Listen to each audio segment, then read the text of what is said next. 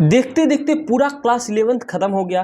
अब डर लग रहा है कहीं ऐसे ही मेरा क्लास 12th भी ख़त्म ना हो जाए, क्योंकि मैंने जो सपना देखा था किसी आईआईटीज़ में एडमिशन लेने का, वो सपना सपना ही ना रह जाए। ऐसा इसलिए बोल रहे हैं क्योंकि अभी आपका क्लास 11th पूरा कंप्लीट हो चुका है।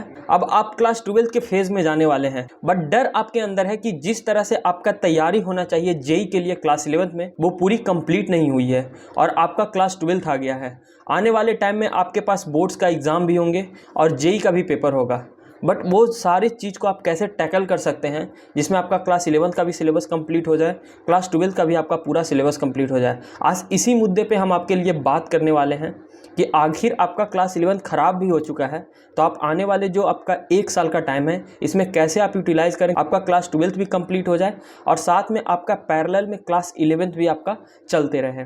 तो इसी मुद्दे पे आज हम बात करने वाले हैं। तो हेलो एवरीवन, कैसे हैं आप लोग? आई होप आप अच्छे होंगे और आपकी तैयारी काफ़ी शानदार तरीके से चल रही होगी। आज का वीडियो बहुत इंपॉर्टेंट इसलिए होने वाला है क्योंकि अभी जेई 2025 वाले बच्चे का हम मेंटर कर रहे हैं, उसमें एक चीज़ मुझे बहुत कॉमन लग रही है। जो बच्चे 2 इयर्स में उतने अच्छे से तैयारी नहीं किए हैं, वो अभी लास्ट के 1 महीने 2 महीने में अपने जम के तैयारी कर रहे हैं। तो आप इसी गलती को ना करें आप अपने जेई 2026 के टाइम में, ताकि आप अपना पूरा 1 से 2 साल आप अपना वेस्ट कर दीजिए। और वेस्ट करने के बाद जब आपका जनवरी अटेम्प्ट होने वाला रहेगा 2026 के टाइम में, आप उस टाइम में आप अपना नवंबर और दिसंबर के टाइम में आप इस सोच में आप अपना टाइम को वेस्ट ना करें कि आखिर मैं आगे जेई की तैयारी क्या करूं। अगर आपको रियली में आपको आईआईटीज़ में जाना है, आपको रियली में एनआईटीज़ और ट्रिपल आईटीज़ में जाना है, तब आपको डे 1 आज से ही आपको शुरू करना पड़ेगा। ठीक है, अभी आपके पास बहुत लंबा टाइम है। आप चाहेंगे तो अभी यहाँ से भी आप आईआईटीज़ में जा सकते हैं, 100% पॉसिबिलिटी है। ठीक है, लेकिन आपको तैयारी करना पड़ेगा। जो डेडिकेशन के साथ आप क्लास 11th में जब गए थे, उस डेडिकेशन के साथ जो आप स्टार्ट किए थे कि मुझे आईआईटीज़ में जाना है, आपको सेम डेडिकेशन के साथ अभी भी स्टार्ट करिएगा, तो आप यहाँ से भी आप आईआईटीज़ में जा सकते हैं। इसी के लिए हम लेकर आए हैं कंप्लीट आपके लिए रोड मैप कि इस 9 से 10 महीने के टाइम में आप किस हिसाब से तैयारी करें कि आपका क्लास 11th का भी पोर्शन कंप्लीट हो जाए, क्लास 12th का जो आपका पोर्शन चल रहा है वो भी कंटिन्यूअस फ्लो में आपको पूरा करना है। ठीक है, अगर आपका क्लास 11th में बैकलॉग वगैरह भी है, चैप्टर वगैरह छूटे हुए हैं, रिवाइज नहीं है, नोट्स नहीं है, कुछ भी नहीं है, ये वीडियो कंप्लीटली आपके लिए होने वाला है, क्योंकि हम इस वीडियो में आपको कंप्लीट गाइड करेंगे आपको कैसे कैसे तैयारी करना है और क्या क्या रूटीन को आपको फॉलो करना है, आखिर आपको कैसे जेई 2026 में एक अच्छे परसेंटाइल स्कोर करना है, ताकि आने वाले टाइम में आप आईआईटीज़ में एडमिशन ले सकें। तो चलिए फिर स्टार्ट करते हैं। So hello everyone, this is Shivam Raj. I have mentored more than 1000 of student in last 2 years. तो जो भी बच्चे अभी तक चैनल को सब्सक्राइब नहीं किए, मेक श्योर आप चैनल को जरूर सब्सक्राइब करके जुड़ जाइए, क्योंकि आपको ये चैनल जेई ओरिएंटेड पूरे कंटेंट हम प्रोवाइड करने वाले हैं, ताकि आपके जो आने वाले टाइम में है जेई 2026 में जो भी कुछ आपका ड्रीम कॉलेजेस है, आप वहाँ तक पहुँचने में आपकी हम पूरी सहायता करने वाले हैं। तो चलिए फिर शुरू करते हैं। देखिए, पूरे 1 ईयर का हम प्लान लेकर आए हैं। ठीक है, ध्यान से इस बात को आपको सुनिएगा। ठीक है, अभी आपका मार्च मंथ चल रहा है, टोटल हम इसमें दिसंबर तक काउंट करने वाले। ठीक है, क्योंकि आपका जनवरी अटेम्प्ट होने वाला है। ठीक है, इसको कैसे डिवाइड करना है, देखिए आप मान के चलिए टोटल आपके पास 9 मंथ्स का टाइम है। ठीक है, अब इसको कैसे डिवाइड करना है, इसको आपको 3-3 महीने के ड्यूरेशन में आपको फॉलो करना है। 3-3 महीने के आपको ड्यूरेशन में आपको इस चीज़ को फॉलो करना है। ठीक है, जैसे में अभी आपका मार्च महीना है, अप्रैल है और मई है। ठीक है, फिर आपका जून जुलाई अगस्त होने वाला है। तो आपको कैसे तैयारी करना है, अभी क्या होगा ना कि अभी बच्चे अभी 11th से 12th के मूव ऑन में होंगे। ठीक है, और उनका 11th का सिलेबस उतने अच्छे से कंप्लीट नहीं होगा, उनके पास नोट्स नहीं होंगे, प्रॉपर रिवाइज नहीं होगा। देखिए, क्योंकि क्लास 11 से भी आपका सवाल पूछा जाता है, जेई में क्लास 12 से भी आपका सवाल पूछा जाता है, तो आपको पूरा कंप्लीट आपको तैयारी रहेगा, तब जाके आगे आने वाले टाइम में आप आईआईटीज़ वगैरह में एडमिशन ले सकते हैं, ताकि आने वाले टाइम में आगे आप जेई मेंस और जेई एडवांस को क्लियर कर सकते हैं। ठीक है, तो एक कंप्लीट रोड मैप आपको समझना बहुत ज़रूरी हो जाता है। अभी के टाइम में आप क्या कीजिए, देखिए सबसे पहले आगे बढ़ने से पहले आपको पता होना चाहिए आखिर क्लास 11th और क्लास 12th का क्या वेटेज रहता है। अभी आपको जेई मेंस पे मेनली फोकस करना है, अभी जेई एडवांस पे फोकस नहीं करना है, जेई मेंस पे फोकस करना है। ऐसा इसलिए बोल रहे हैं कि देखिए अभी आपका जनवरी अटेम्प्ट में होने वाला है जेई मेंस का एग्जाम, तो जैसे ही आप जनवरी अटेम्प्ट में एग्जाम दीजिएगा, अगर आपके अच्छे परसेंटाइल आ जाते हैं, तब आपको जनवरी अटेम्प्ट से लेकर आपको मई के बीच में आपके पास टाइम मिलेगा पूरा जेई एडवांस को फोकस करने के लिए। तो अभी मेनली आपको जेई मेंस पे फोकस करना है, जेई एडवांस की तरफ अभी मूव ऑन नहीं करना है, स्टेप बाय स्टेप ऊपर बढ़ना है। अभी आप जेई मेंस के फॉलो कीजिएगा, तब जाके आप आगे जेई एडवांस के ऊपर फोकस कर सकते हैं। तो अभी आपको जेई मेंस पे फोकस करना है। जब आपका जनवरी अटेम्प्ट हो जाएगा, एक अच्छे परसेंटाइल आप स्कोर कर जाइएगा, तब आप वहां से जेई एडवांस के लिए आप मूव ऑन कीजिएगा। ठीक है, बट जेई मेंस के क्या कुछ आपका क्लास 11th और क्लास 12th का वेटेज रहता है, इसको समझना बहुत इंपॉर्टेंट हो जाता है। देखिए, क्लास 11th की बात करें तो टोटल आपका 45% जो सवाल रहता है वो क्लास 11 से पूछा जाता है। क्लास 12th की बात करें तो टोटल आपका 55% आपका सवाल पूछा जाता है, जो कि आपका क्लास 12 से रहता है। ठीक है, जो बच्चा भी ये सोच रहा होगा मेरा तो क्लास 11 बर्बाद हो गया, मैं अभी क्लास 12th में आ चुका हूँ, तो क्या मुझसे जेई निकलेगा? भाई साहब, अगर आप क्लास 12th भी आप अच्छे तरीके से कर लेते हैं ना, अब मैं आपको गारंटी दे रहा हूँ आपका 98-99 परसेंटाइल आ जाएगा। ठीक है, जेई में पूरे क्वेश्चन करना नहीं होता है। अगर आप मान के चलिए कि अगर आप 300 नंबर का पेपर हो रहा है, 300 नंबर का आपका जेई मेंस का पेपर होता है, 300 नंबर में अगर आप 200 नंबर भी ले आते हैं ना, आपका 99 परसेंटाइल बन जाएगा, और 99 परसेंटाइल पे आपको टॉप के एनआईटी कॉलेजेस वगैरह मिल जाता है। ठीक है, तो आपको ये ध्यान रखना है कि आखिर कैसे आपका बैकलॉग भी लगा है, तो उस चीज को आपको कैसे कवर करना है क्लास 12 के साथ में। देखिए, सबसे पहला फोकस ऑन करंट चैप्टर के हम बात करते हैं। अभी आप क्लास 11 से क्लास 12 की तरफ मूव ऑन किए होंगे, आपका अभी क्लास 12 का सारा चैप्टर आपका स्टार्ट हो जाएगा, फिजिक्स, केमिस्ट्री, मैथमेटिक्स का।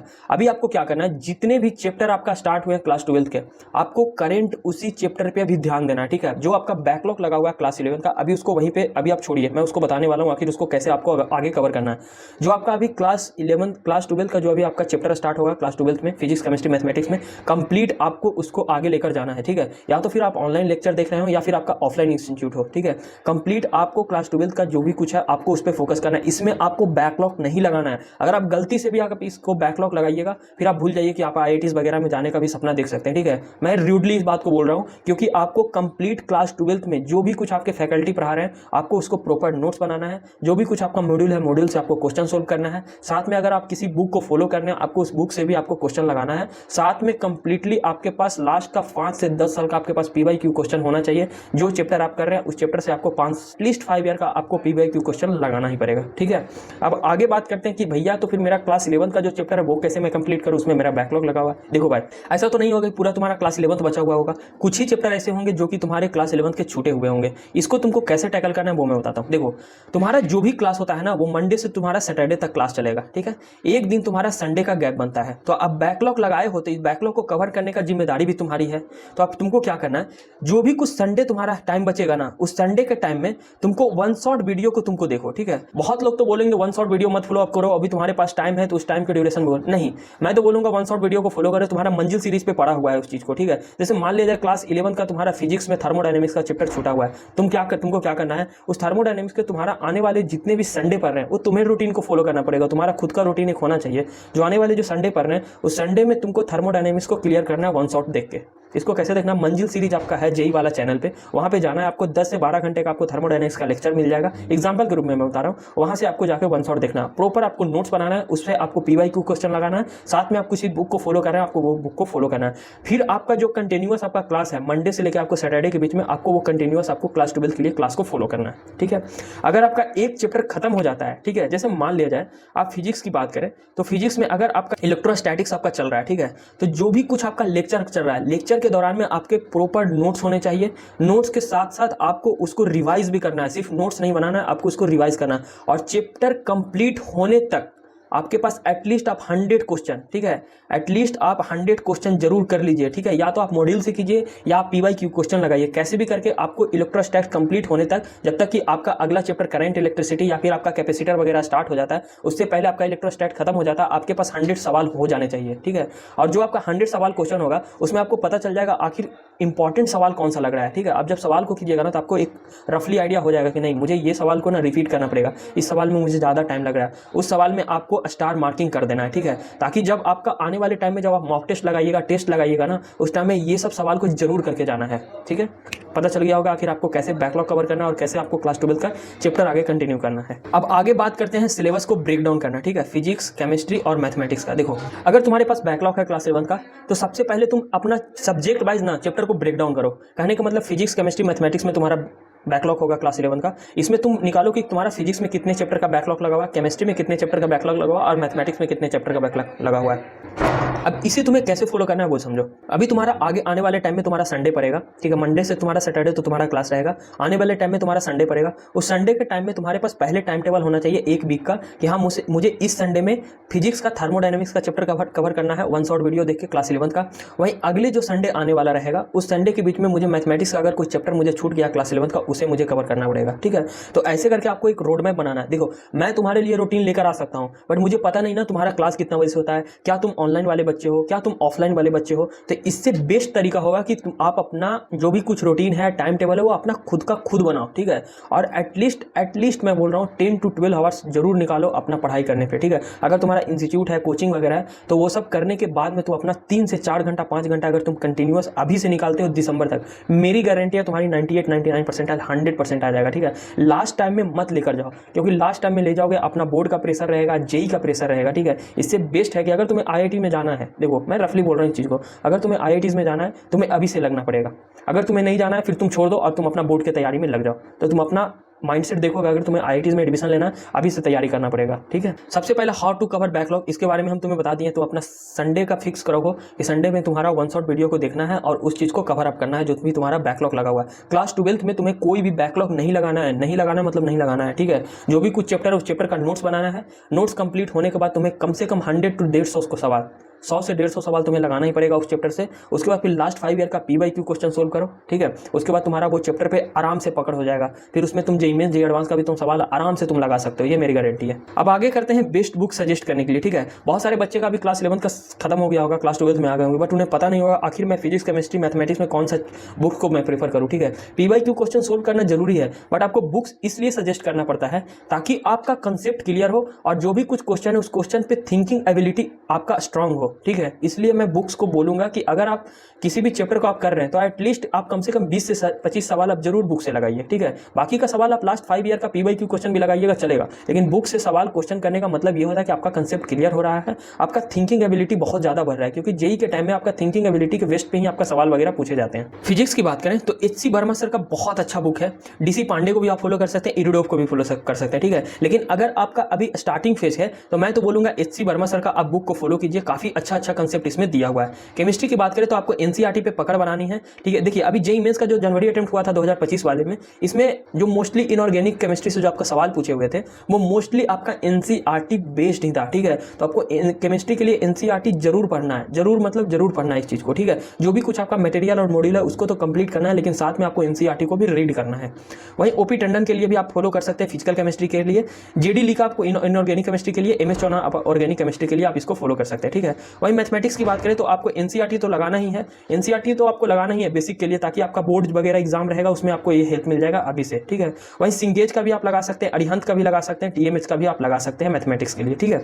वहीं मॉक टेस्ट की बात करें, अगर आप ऑनलाइन देख रहे हैं या फिर यूट्यूब वगैरह से आप लेक्चर वगैरह देखते हैं या फिर आप किसी इंस्टीट्यूट वगैरह का आप ऑनलाइन वगैरह लिए हुए हैं, तो अगर आपके पास पैसा वगैरह नहीं है टेस्ट सीरीज अफोर्ड करने के लिए, तो एक NTA अभ्यास ऐप करके आता है, ठीक है। प्ले स्टोर पर आपको मिल जाएगा, वहाँ फ्री ऑफ कॉस्ट आपका NTA का मॉक टेस्ट दिया हुआ है, आप वहाँ से भी जाके मॉक टेस्ट लगा सकते हैं, ठीक है। अगर नहीं वैसा है, अगर आपका पैसा का कुछ प्रॉब्लम नहीं है तो आप एलियन या फिर FETG वगैरह का आप टेस्ट सीरीज ले सकते हैं, या PW का भी आप टेस्ट सीरीज को प्रेफर कर सकते हैं। अब आगे बात कर लेते हैं टाइम मैनेजमेंट, ठीक है।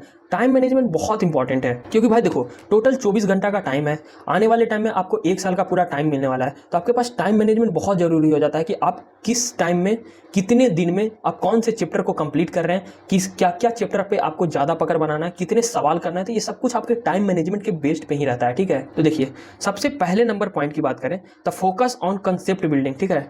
सबसे पहला पॉइंट, जितने भी चैप्टर आपके कवर हो रहे हैं अभी क्लास 12 का, आपको उस पर कंसेप्ट क्लियर रखना है, ठीक है। आपको उसको रफली पढ़ना नहीं है, उस पर आपको कंसेप्ट क्लियर करना है। अगर आपका इलेक्ट्रोस्टैट्स का हो रहा है, ठीक है, जो भी कुछ आपका पढ़ाया गया है, तो आपको जरूर कंसेप्ट क्लियर होना चाहिए अगले क्लास में जाने से पहले, ठीक है। इस बात को आप ध्यान रखिएगा। सेकंड नंबर पॉइंट की बात करें तो स्टडी एटलीस्ट 4 से 6 घंटा डेली, ठीक है। देखिए अगर आपका क्लास है तो क्लास को करिए, लेकिन क्लास के अलावा आप एटलीस्ट 3.5, 4 से 5 घंटा आप जरूर टाइम दीजिए, ठीक है। बहुत अच्छा होगा, बहुत अच्छा होगा। अगर आप 4 से 6 बहुत ज़्यादा हो जाता है, लेकिन आप 3.5, 4 घंटा, 5 घंटा भी अगर आप टाइम देते हैं तो आने वाले टाइम में आपके पास जरूर IITs में जाने का सपना कंप्लीट हो सकता है, ठीक है।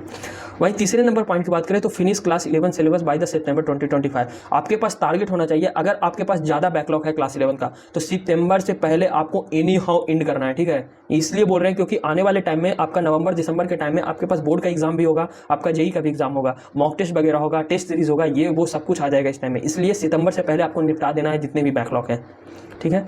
वहीं लास्ट नंबर पॉइंट की बात करें तो रेगुलरली गिव मॉक टेस्ट, ठीक है। आपको मॉक टेस्ट जरूर लगाना है। आप 1 सप्ताह पे मॉक टेस्ट लगाओ या फिर आप 2 सप्ताह, और आपको फिक्स होना चाहिए कि हाँ मुझे 2 सप्ताह पे मैं मॉक टेस्ट लगाता हूँ तो 2 सप्ताह पे मुझे लगाना है, या 1 सप्ताह पे मैं लगा रहा हूँ तो 1 सप्ताह पे लगाना है, ठीक है। और सोल्व प्रीवियस PYQ क्वेश्चन। देखिए अगर आपका चैप्टर कंप्लीट हो जा रहा है, कंप्लीट होने के बाद आपको उसको रखना नहीं है कि मैं लास्ट में PYQ क्वेश्चन लगाऊंगा, जी नहीं। अगर आपका चैप्टर कंप्लीट हो रहा है, चैप्टर कंप्लीट होते होते तक आपके पास एटलीस्ट 100 से 150 सवाल आपके पास कंप्लीट लग जाना चाहिए, ठीक है। इस बात को भी आपको ध्यान रखना है। अब बात कर लेते हैं 4 क्लास 12th वाले बच्चे के लिए। अगर आप अभी क्लास 12th में आप जाइएगा, आगे रिवाइज कीजिएगा, आगे आपका चैप्टर वगैरह होगा। तो सबसे पहले मेन पॉइंट की बात करें तो आपको क्लास 11th को छोड़ना नहीं है। अगर आप क्लास 12th में जा रहे हैं तो आपको क्लास 11th को छोड़ना नहीं है, क्लास 11th को पैरेलली में आपको रिवाइज करते जाना है, ठीक है। इंपॉर्टेंट हो जाएगा, क्योंकि लास्ट टाइम आप क्लास 12 देखिएगा, क्लास 11 देखिएगा, आप अपना बोर्ड देखिएगा या जेईई मेंस देखिएगा, जी नहीं। आपको क्लास 12 के साथ साथ में पीछे वाले चैप्टर जितने भी क्लास 11 का उसको भी आपको रिवाइज करना है, ठीक। वहीं आपका सेकंड नंबर पॉइंट की बात करें तो डेली स्टडी प्लान आपको होना चाहिए, ठीक है। मतलब कि आपका फिजिक्स, केमिस्ट्री, मैथमेटिक्स पे आपका डेली का स्टडी प्लान होना चाहिए कि आपको कितने घंटे किस सब्जेक्ट पे आपको देना है। ये पकड़ होना बहुत जरूरी है, बहुत इंपॉर्टेंट है, ठीक है। वहीं तीसरे नंबर की बात करें तो start solving full syllabus mock test after September 2025। जैसे ही आपका सितंबर आ जाएगा उस टाइम में आपका 11th का भी बैकलॉग कंप्लीट हो जाएगा। क्लास 12th में भी अच्छे खासे आपका फिजिक्स, केमिस्ट्री, मैथमेटिक्स में आपका चैप्टर कंप्लीट हो चुके होंगे। इस टाइम में आपको क्या करना है, सितंबर के बाद में आपको फुल मॉक टेस्ट देना है। मतलब कि जो अभी मॉक टेस्ट आप देते आ रहे थे सब्जेक्ट वाइज या चैप्टर वाइज, अब उसको खत्म करके आपको PCM का मॉक टेस्ट लगाना पड़ेगा, ठीक है। जिसमें आपका कंप्लीट चैप्टर आ जाएगा 11th का, कुछ चैप्टर आपका क्लास 12th का आ जाएगा। ऐसे आपको मॉक टेस्ट लगा के आपको प्रैक्टिस करना है, क्योंकि आपको आगे जाके आपको युद्ध में उतरना है जनवरी और अप्रैल अटेम्प्ट में। तो इस युद्ध की तैयारी आपको पहले से करना पड़ेगा, ठीक है। तो इसलिए मैं बोल रहा हूँ कि आपका सितंबर एक बाउंड्री होना चाहिए आपको बैकलॉग कवर करने के लिए। आगे आने वाले जितने भी आपका टाइम है, अक्टूबर, नवंबर, दिसंबर, इस 3 महीने के टाइम में आपको पूरा एक PCM का मॉक टेस्ट लगाना है, ताकि आपको एक कंप्लीट आपका माइंडसेट इस तरह से हो जाए कि जब आप एग्जामिनेशन हॉल में रहिए आपको कोई टेंशन नहीं रहे, किसी तरह का डिस्ट्रैक्शन वगैरह ना रहे, ठीक है। अब आगे बात करते हैं important of PYQ question and mock test. देखिए आप अभी क्लास 12th फेज में हो, ठीक है, तो एटलीस्ट आप 10 ईयर का PYQ क्वेश्चन लगाओ, जरूर लगाओ। इससे आपको क्या आइडिया पड़ेगा ना कि लास्ट 10 साल पहले आपको क्या सवाल पूछे गया था जेईई मेंस की तरफ से और अभी क्या सवाल का ट्रेंड वगैरह है, ठीक है। आप इस चीज को ना यहाँ पे डिफरेंशिएट कर सकते हैं और इससे आपका माइंड बहुत ज्यादा शार्प होगा और आपको क्वेश्चन करने का नया नया तरीका वहां से इवॉल्व कर सकते हैं। तो आपको लास्ट 10 ईयर का आपको क्वेश्चन करना ही करना है। दूसरे नंबर पे पॉइंट की बात करें तो आपको joint test series to improve speed and accuracy, ठीक है। देखिए आप चैप्टर तो कर रहे हैं, आप सिलेबस भी कंप्लीट कर रहे हैं, लेकिन आपको स्पीड को, पैरामीटर को जो नापने का जो मशीन होता है वो मशीन को ही हम लोग बोलते हैं टेस्ट सीरीज। तो टेस्ट सीरीज जरूर देना है। टेस्ट सीरीज ऐसा पैरामीटर है जो तुम्हें बताएगा कि तुम्हारी तैयारी कैसी चल रही है। अगर मान लीजिए भाई तेरे 10 नंबर भी आ रहे हैं, 20 नंबर भी आ रहे हैं, 300 में 50 भी आ रहे हैं, 60 भी आ रहे हैं, वो तेरा पैरामीटर है। वो तुम्हें पता होना चाहिए कि मैं यहाँ पे अभी लाई कर रहा हूँ, इसको कैसे इंप्रूव करना है। जब तक तुम्हें पता नहीं होगा कि मुझे अभी मैं इतने नंबर पे हूँ तो इस चीज़ को तुम इंप्रूव कैसे कर सकते हो। इसलिए तुम्हें टेस्ट वगैरह लगाना बहुत इंपॉर्टेंट है, बहुत इंपॉर्टेंट है, ठीक है। वही थर्ड नंबर पॉइंट की बात करें, analyse mistake after every test to improve, ठीक है। जैसे ही आप टेस्ट को देते हैं, टेस्ट देने के बाद में आपको ये रिस्पॉन्सिबिलिटी होना चाहिए कि आखिर मैं गलती कहाँ पे कर रहा हूँ कि मेरे कम मार्क्स आ रहे हैं, या फिर अगर आपके अच्छे भी मार्क्स आ रहे हैं तो आपको ध्यान देना पड़ेगा कि आखिर मैं इस चीज़ को कैसे इंप्रूव करूँ, कहाँ पे मैं गलती कर रहा हूँ, कौन कौन से चैप्टर से सवाल पूछे गए थे जो मैं टेस्ट में नहीं अटेम्प्ट किया हूँ, उस चीज़ को मैं कैसे रिवाइज करूँ, कहाँ पे मैं मॉक टेस्ट लगाऊँ, कहाँ पे टेस्ट सीरीज वगैरह ज्वाइन करूँ, इस सबको आपको ध्यान देना पड़ेगा, ठीक है। तो एनालिसिस करना बहुत जरूरी है। अगर आपके कम मार्क्स भी आ रहे हैं तो एनालिसिस कीजिए कि आपको आने वाले टाइम में इंप्रूव करना है टेस्ट को, या फिर आपके ज्यादा मार्क्स भी आ रहे हैं तो उसको इंप्रूव करना कि और इंक्रीज कैसे करना है, इसके नीचे नहीं आना है, उसके ऊपर आगे ही बढ़ना है, ठीक है। अब बात कर लेते हैं कॉमन मिस्टेक का, ठीक है। बहुत सारे बच्चे जो मिस्टेक करते हैं, आपको ये मिस्टेक नहीं करना है। सबसे पहला नंबर मेजर पॉइंट की बात करें तो एनसीईआरटी को फॉलो नहीं करना, ठीक है। मैं बोलूंगा फिजिक्स और मैथमेटिक्स में जो आप बुक को फॉलो करने में, आप अपना मॉड्यूल फॉलो कर रहे हैं, आप उस चीज को फॉलो कीजिए, बट आपको केमिस्ट्री के लिए एनसीईआरटी को फॉलो करना बहुत जरूरी है, ठीक है। अभी से ही आप एनसीईआरटी को फॉलो कीजिए आप अपने केमिस्ट्री के लिए। वही सेकंड नंबर पे पॉइंट की बात करें तो इग्नोरिंग बिग टॉपिक, ठीक है। बच्चा क्या करता है कि उसको लगता है ये मेरा बिग टॉपिक है, इस चीज को मैं लास्ट में इंप्रूव करूंगा, इस लास्ट के चक्कर में मत रहो। अगर तुमको लग रहा है ये हमारा कमजोर टॉपिक है, इस पे अभी ध्यान दो। टाइम लगेगा भाई, 1 दिन, 2 दिन, 3 दिन, 1 सप्ताह, 2 सप्ताह का टाइम लगेगा, बट क्लियर तो हो जाएगा ना। मे बी अगर वही बिग टॉपिक से अगर तुमसे सवाल पूछ दिया गया तो क्या करोगे। इसलिए जिस टाइम में तुम्हारा बिग टॉपिक दिख रहा है, जो भी तुम्हारा कमजोर टॉपिक है, उस टॉपिक्स को कवर करने के लिए पहले ही कोशिश कर लो, ठीक है।